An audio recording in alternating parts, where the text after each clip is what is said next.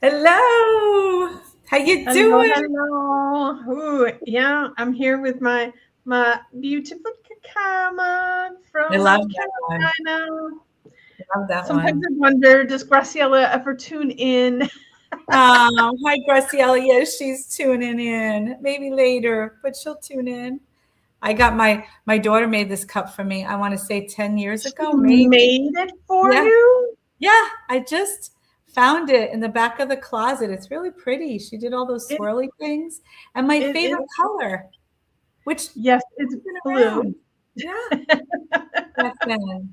So I Gianna, good love job. it. I love it.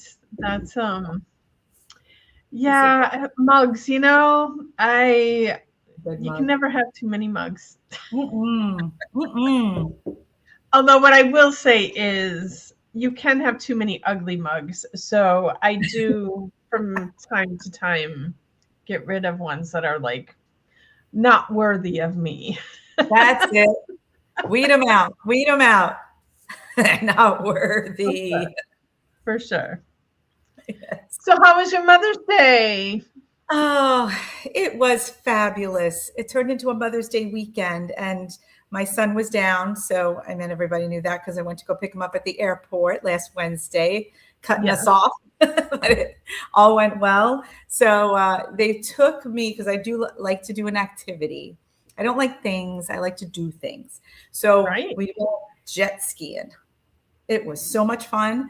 And while we were there, the air and sea show was going on. So there was lots of noise and these amazing flybys and all these aerial tricks. So I really enjoyed having both my children who are adults at the same time, which never happens. Well, I should say it happens at Christmas time, once a year, maybe. And maybe a Yeah. trip here and there. But yeah. So it was lovely. I got to spend it with my mom too on Sunday and my sister-in-law, and her family, my brother's family. So there was and my aunt, my godmother. So I'm blessed. I am blessed. Yeah. So it was beautiful. Thank you. Yeah. Yeah. And So um well and the topic today kind of generated out of Mother's Day can bring up a lot of stuff for people. A lot yes. of stuff for people. Yes. I have to say for myself, like this year wasn't bad. Mhm. Um, but historically, around this time of year, I tend to get a little emotional, a little off. Mhm. And like sometimes I don't realize it until I'm in the middle of it and I'm like, what is going on with me? Mhm. But for myself, there's Mother's Day, the middle of May, and then my mom's birthday was May 9th, and then my mom's passing, Oh. or not May 9th, June 9th, and her passing was June 15th. So like Oh. everything is like in a 1 month period. Mm. And it's been Hard. 15 years now. Um and it's still like some years are great and easy, and some Yeah. years are hard and difficult. And so, it's strange because, for most people, Mother's Day is just a celebration and everybody's, "Ah, Yeah. ah, ah, Yeah. ah," Well, but then you go and say happy birthday to someone who, someone we know, um, lost her mom. Like it was a year understand. ago now. And so Yeah. this is like the first Mother's Day without a mom. And, not that anybody's doing this intentionally, but also just being a little bit more mindful. Yeah. Like don't expect everybody to be super happy and celebratory around. It's not just Mother's Day, it's all holidays, but Mother's Day can trigger for some, those who have lost their mom, those that don't have a good relationship with their mom, those Yes. that our mom, had children that didn't survive, those that have wanted to be moms and haven't been able to conceive. And Mhm. there's so Oh, it's many. complex. Yeah. It's complex. It is really complex. And so um and that got me thinking also about, the expectations, like as a woman who does not have children. Mhm. um you know, if I had $1 for every time someone said, "Oh, you would have made such a good mom," I'm like, damn right I would have, but that doesn't mean that I had to be a mom. And be careful about who you're saying that to, because Mm. what if that was like my greatest heartache, that I was never able to conceive and have children? Like, Well, I know. It's and I true. know we're just humans and people, you know, I do it myself. I'm the Yes. Sagittarian. I just speak whatever's on my mind. Hmm. Throw it Hmm. out there, and sometimes it's too much. But around topics like that, sometimes it's like, It's sensitive. pause before you Yeah. speak. And like, if someone's not receiving it the way that you want them to receive it, like, Yeah. give them some grace, give them Yeah. some Yeah. love, because it's not all easy. And so, um, you know, life doesn't always turn out the way we thought it was going to turn out. Nope. And there's the side of this that how much of what we think that we wanted was the expectations, the programming, the conditioning placed on us by society. Hmm. That's a lot that you just said. You unpacked a lot, and you're going from grief about Mother's Day and all the other ways it can present in people's lives, heartbreaks, heartaches, longings, and complications. And I have to say, I have felt the same. As you know, yeah, I lost a child. So before my second one came along, the Mother's Day was a big problem for me, a big grief time. So I do tend to get a little more sensitive for some. And I think there is a way to approach a woman, because I never expect, if I don't know a woman well, I don't expect Mother's Day to be all that in a bag of chips and do the super duper, hey, happy Mother's Day, enjoy your kid. I don't go there. In fact, I don't know if you remember, I saw you last week. I gave you a plant and I wanted to honor your mom, knowing she had passed. And because I know she's coming through you. I see the mother in you and I see your mother in you. And I think it's a good honoring to go to say that to people, to when you know that their mother has gone, or they don't have children, so it's not a day that's celebratory for them. There's always a way to honor who has passed on, right? And to remember them. So I think it's a good thing. And I practiced that with my mom too. My grandma passed a while ago. That's a hard time too, even when grandmothers go. So, which is expected age wise, but it's still difficult. It's still difficult. So we all have grief, we all have loss. And that does, bring to your point about getting into, well, life is life. And there's a lot of things that are hard in life. And when you are going along and you think it's going to be one way and it's not, what happens? The expectations that we have for our future, our lives when we're young, how did it turn out? That we're looking back now, at our age, we can say that, because we've been there for a while. So what happened? Did we have expectations? Did we have attachments? Did we have, you know, all these things that we thought our life would be? How did it turn out?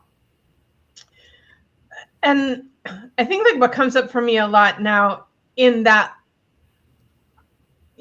line of talk is those expectations that you had, were they actually your expectations? Mm, Or mm, were they societal right. expectations, familial expectations?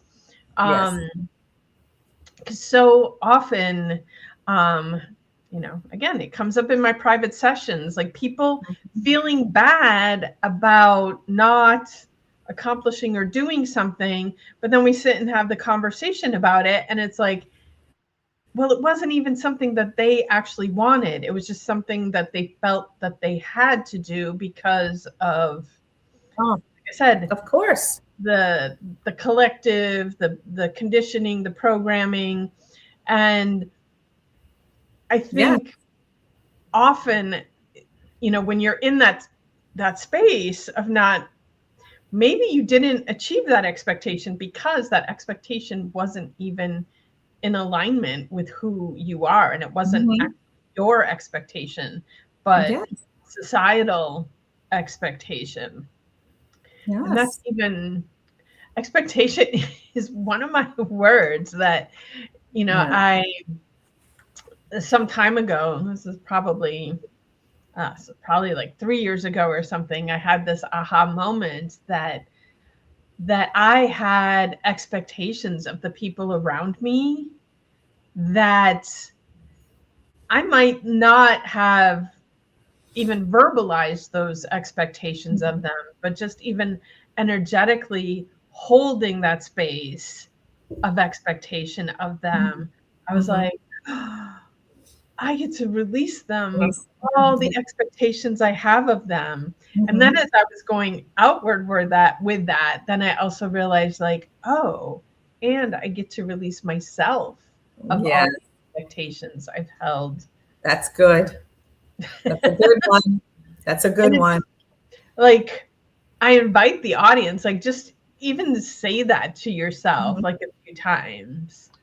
Like, look yourself in the mirror and Yep. say, I release you of all expectations I have of you. Yes. Yes. And it's a really interesting experience to do that, and to really look at yourself and mean it when you say it to yourself. Mhm.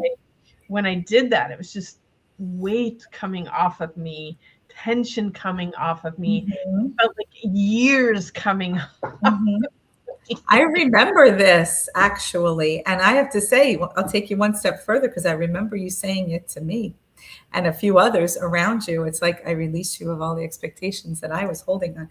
And when you say it to another person, even so, yourself, other Yeah. people, you really went forward with that, and I saw it. It was a transforming lightning. I saw it.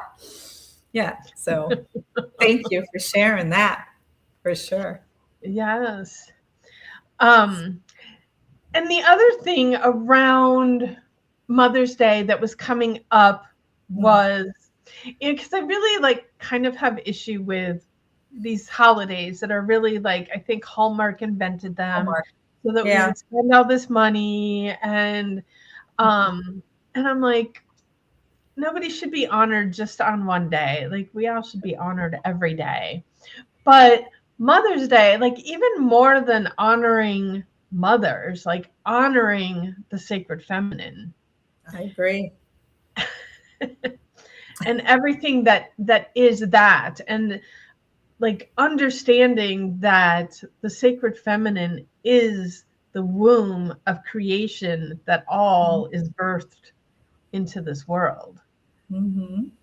Yes. And so even if you haven't birthed a child into this world, I am sure you have birthed something into this world. And giving yourself pause and recognizing, you know, what have I created in my womb and given birth to Mm-hmm. in the world? Mm-hmm. And, like, yeah, I'm going to stir up some people by saying this, but men birth things into the world also. Because, Oh, we talk about this all the time that oh, we yeah. all, whether you are male or female, you still have both Both. masculine and feminine energies within you. And Right. so, yes, that creative force, that birthing into the world force is more of a feminine energy. Mm-hmm. And, you know, we as women are generally more connected to that. Mm-hmm. Men also have that creative, wombing, birthing energy in them as well. And so, Yes. um, if you're struggling with the, I'm not a mother, or my mother wasn't good for me, or I've Right. lost my mother, or whatever around that, like, it can be a day to look at and honor, like, what have you Mm-hmm. created, what have you birthed. And because I think a lot of times too, we create and birth things that we never even acknowledge. Oh, We yes. just Yeah. do it. We do all that work and make Right. all of that, and then we just Just moving along. forget what we did, Yep. the gifts that we've given out into the world. And Yes. you know, listeners too, I invite you to tune into that and look at what have you birthed into this world, because we all birth Mhm. and create things that um, and it doesn't matter how small they are, they can still have great value and meaning. And Yeah, yeah. they can. And I like this, the fact that you're talking about honoring the individual who creates and births things.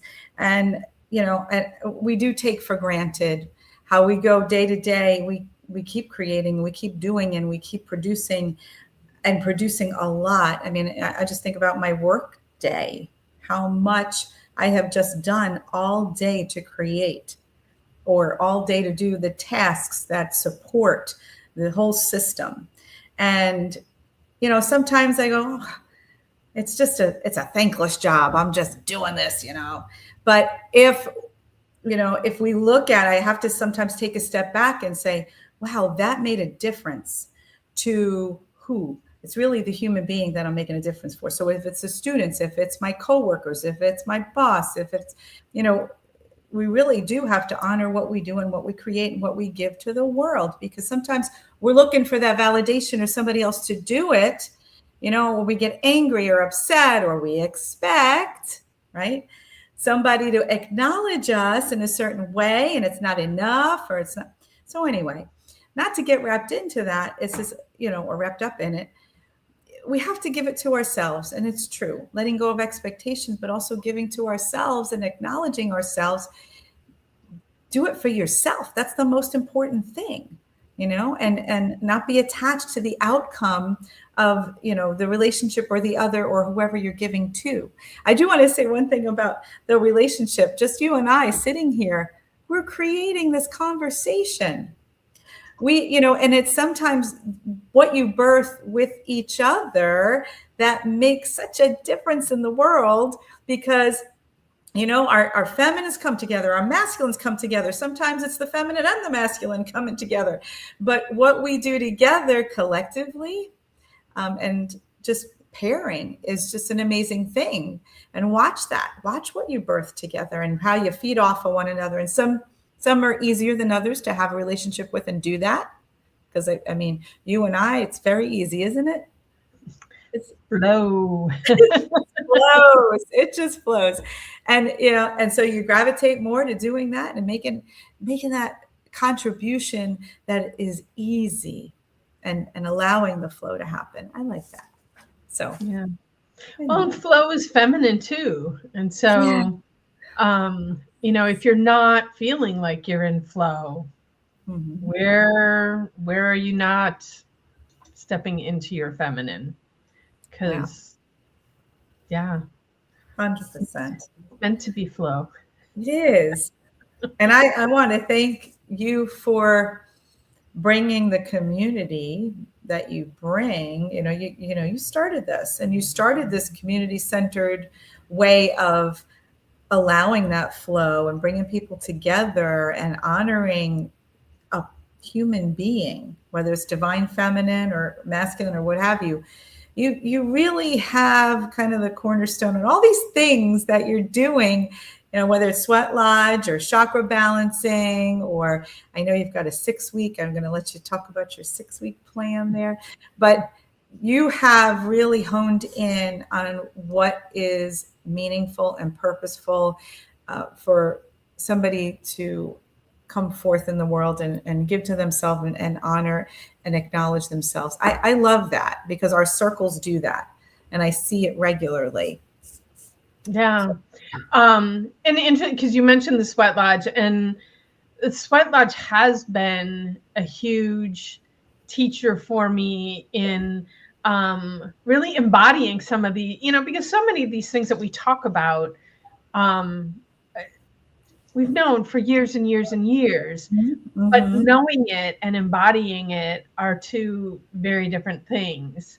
And I remember, so it was two male friends of mine that first presented, they actually came to me asking me, who do you know that has enough land to put a sweat lodge Oh, on it? wow.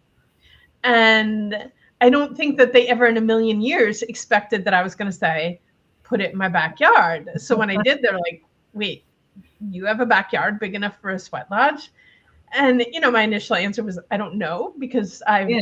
I've seen a sweat lodge, but I've never like participated. I don't know like what all the requirements are. But I said, but if you want, come look and see.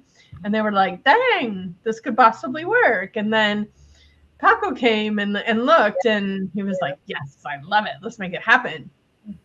And so, but one of the first things that one of these men said to me was, like, I want you to understand that you are the womb Mm-hmm. of the sweat lodge. And like, I just want you to understand that that's not small. Yeah. It's not a small task to carry. And me, I'm Sekhmet, the powerful one. I got this. Sir. Yeah. Okay.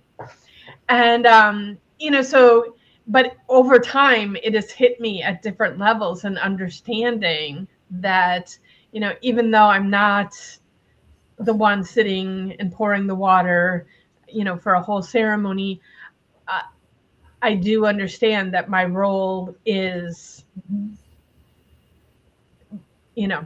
just as important, just as big, just as energetically requiring Oh, of yeah. that. And then, so it's called the Golden Weaver Sweat Lodge. It's named after the Golden Orb Weaver spiders that at times we have a plethora of them in the backyard. Sometimes there's more, sometimes there's less, but they are there. It's been an interesting journey with them as well, because spiders can bring up a lot of fear for people. Mm-hmm. And but spider medicine is very it's very deep, complex, profound, um, Oh, spirit medicine, and diving into that and understanding like the web is representative of community. And mm-hmm. so like, yes, we're weaving this web in the Sweat Lodge community. We're weaving the web in the ministry community, and understanding like that connection and how we're all part of this web and we all do something for each other, and the support that's there, it's like part of the web goes down, it's lost its stability. Mm-hmm. um, but so that whole thing has like created this more embodiment of understanding like my role in birthing this. And I do see myself, I do get attached sometimes to my expectations of how quickly this community should grow, how much the participants of the community should be there and show up. And that's been big life lessons for me too, Mm-hmm. to Yeah. release those expectations. Yeah. And right, I'll say it right now, Golden Weaver Sweat community, I release you of all expectations I have of you.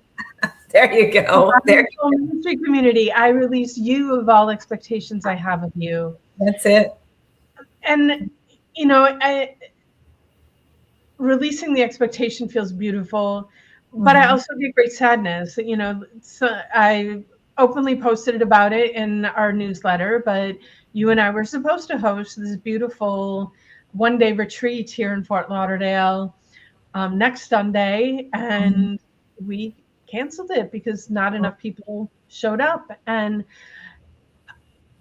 there's just like the sadness in me, what we were going to share with these women Mm-hmm. on Sunday, I know was going to create such a profound transformation, growth, shift for those that would show up. Mm-hmm. And so not being able to birth that out next Sunday. There's some grief in that.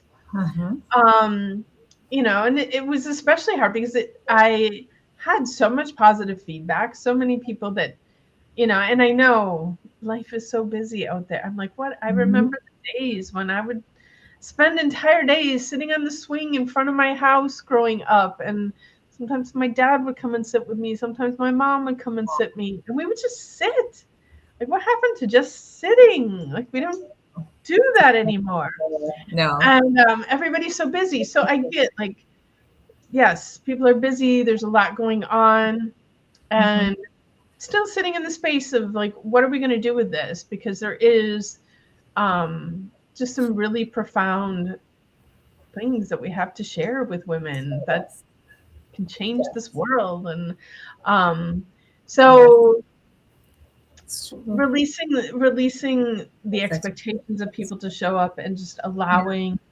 um, allowing things to happen when they're meant to What they're happen. meant to happen. Yeah. Like, it wasn't meant to be this Sunday. The universe conspires in my favor. I am okay with it. But just every time we gather in community and seeing the shifts that happen, seeing the love that happens, the support that Mhm. happens, and even, so the last cacao Wow. ceremony that we had some newbies there, Yeah. and Talk about that. the feedback, one of them reached out, almost a week after, and was just like, that changed my life. Mm, And it that's wasn't awesome. anything that I said or did. It was something that someone else that was present shared.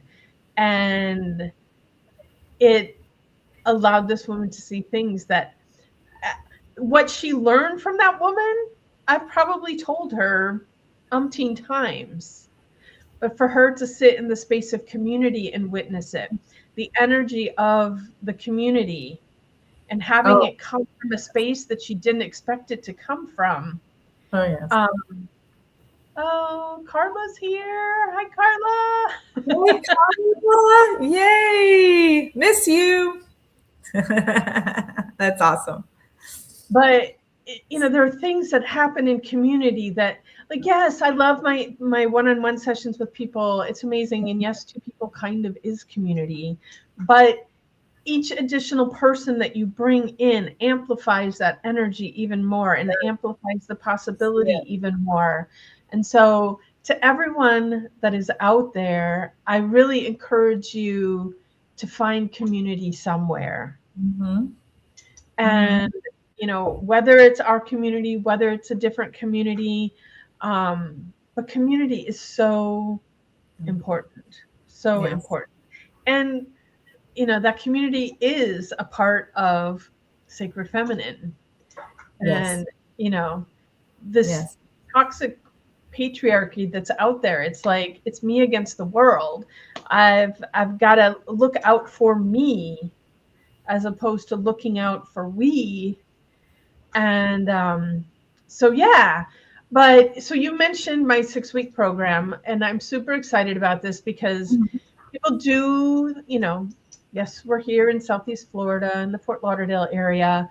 And I do get that feedback. Like, I wish I could do the things that you're offering, but I'm not in your area. And so I have created a 6-week online program, and it's called Reclaim Your Power, because my mission is always remember who you are, reclaim your power, and embrace that so you can radiate that out into the world.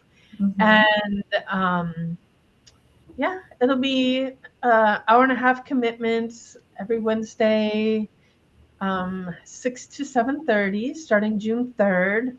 All the info is up on the website, Body and Soul Events.love.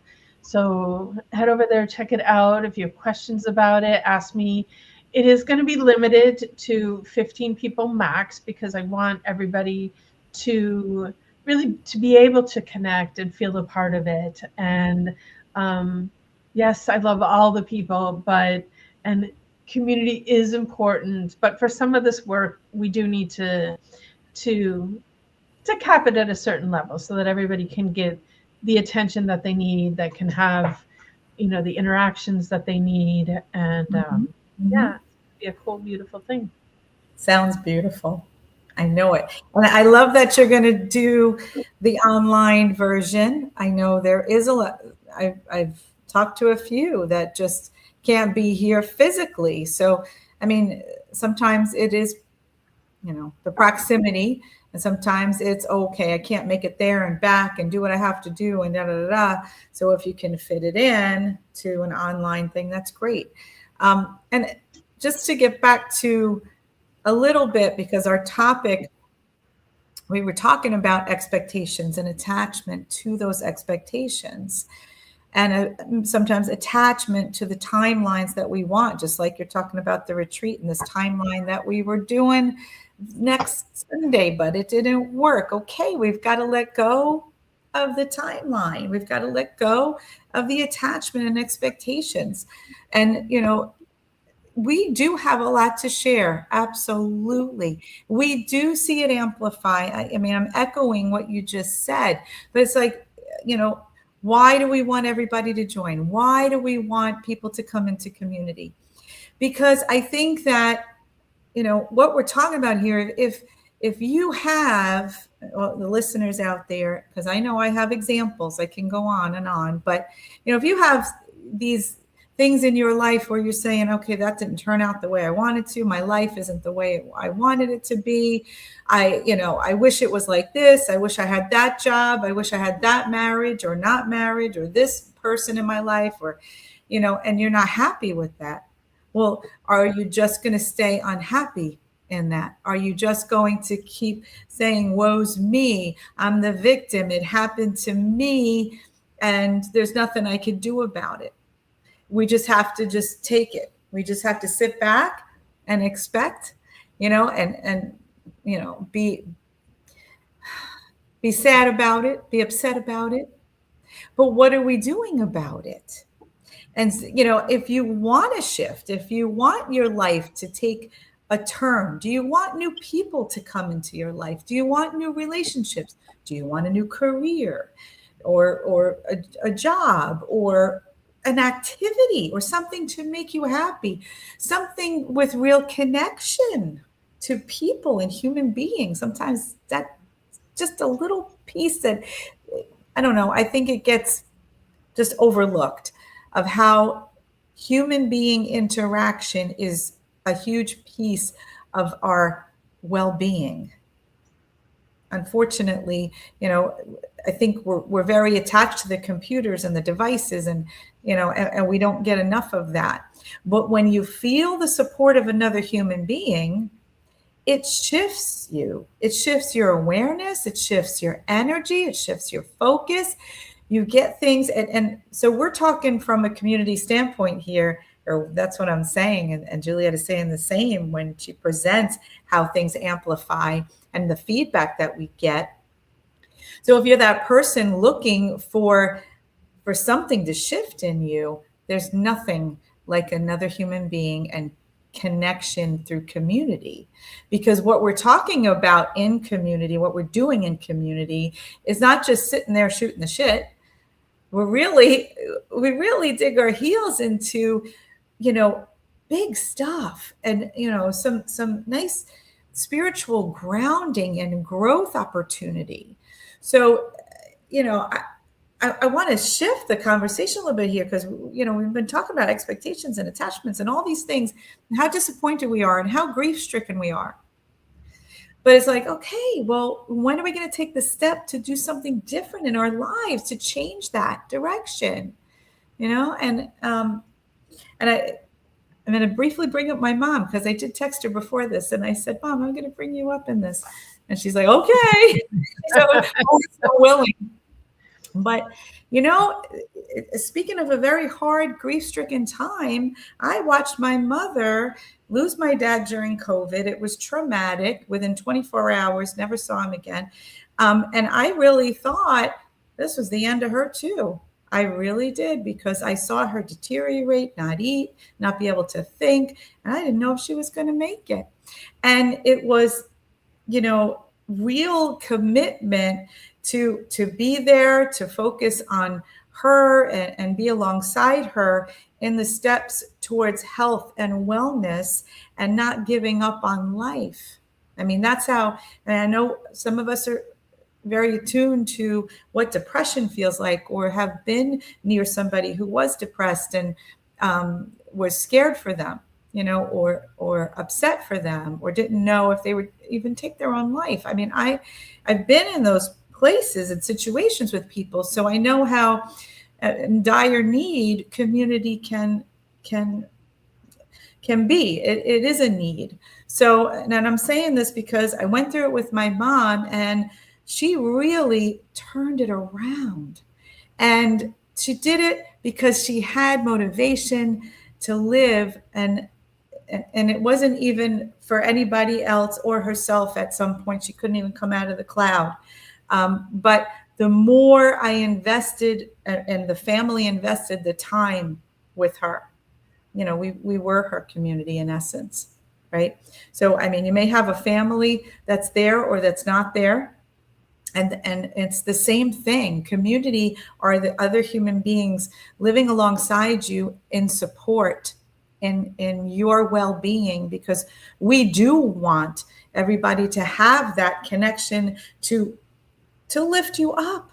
That's what we're here for, right? So we're here trying to, when Julietta says hold space, right? Holding energetic space for the support, the growth, the well-being, and the higher consciousness to come in. And so you all can feel what it's like to live at that higher vibration and frequency that we often talk about.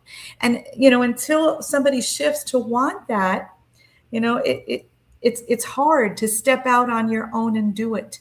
But if you just take that one step into a community-based situation, somebody who really cares for you and wants to step alongside you and be there for you and care about your health and well-being, that's what it's about. So that's my story, and I'm sticking to it. Preach, preach. Yeah, I mean, this whole topic, I started to think about my mom and where she's come, how far she's come. And I'm happy today that she's doing really well and in another relationship that makes her happy. And, she's stronger and better than I thought she'd ever be. Yay, Mom. Yay, Mom! Whoop, whoop. She did it. She didn't give up. So, but anyway. The power of community. Yes. The power of community. And she's come to some of our community events, hasn't she? She has. I love seeing her there. Yeah. I hope to see her more. Yes. She was at a goddess retreat we did, and I was so happy she came. I mean, stepping out of her Catholic boots a little bit. It was fun. Oh, all right. We've been on a while here. I think we can give them a break. All right. As always, we love hearing from you. If this conversation stirred anything in you, we'd love to hear from you about it. And yes. If you have any special requests on something you would like us to talk about, reach out. We are open for input. And with that, I'm going to wish you all a magical day. Yes. Ciao for now.